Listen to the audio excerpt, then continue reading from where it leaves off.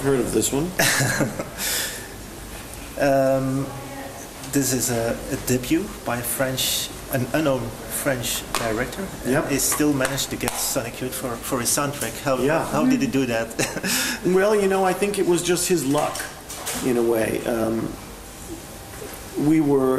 An inquiry was made of us, would we be interested in scoring a film? And in general, film scoring work is very interesting. I mean, I think we like it a lot, and I think our music can be very cinematic in certain situations.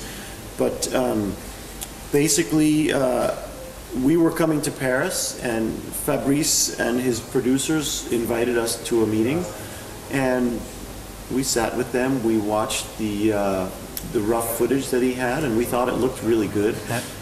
What he told us of the story sounded cool, especially the sort of Rashomon idea of putting it together from 4 different points of view.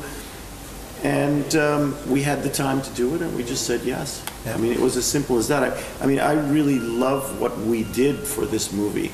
I don't always love the way they used it in the movie, because I think they made the music very quiet. I mean, when we were listening to it, we had the music up quite a bit louder, and we thought it really helped define a lot of the scenes in very, very beautiful ways. And I think in the end they got a little timid about it. I mean, they should do a new mix with the sound louder, really. But I think it happens in cinema, unfortunately, a lot, that a soundtrack is compromised by whatever, but it ends up being this little tiny bed underneath, you know, other things. Well, it depends. It happens. I find that there's certain films that really use music well and to their advantage.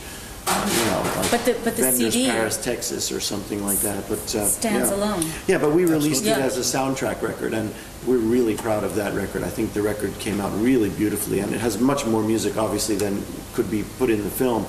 And it's technically our last album at this point, and it's a really good one.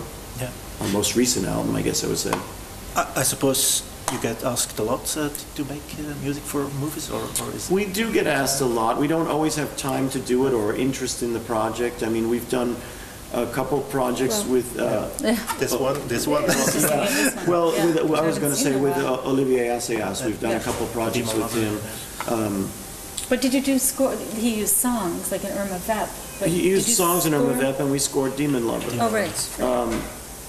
And I think he even used a song in the one that Kim's in. Boarding Gate, yeah. We did Made in USA, this one here, with a guy named Ken Friedman. That was the first film soundtrack we ever did, and it was a really interesting process. Although this was really indicative of the way these things often go, which was that once we finished and left, the producers took the movie away from the director and recut everything and used music we made for one scene in another place, and didn't do a good job of it at all. I mean, it wasn't a stellar movie to begin with, but we made really nice music for it, I think.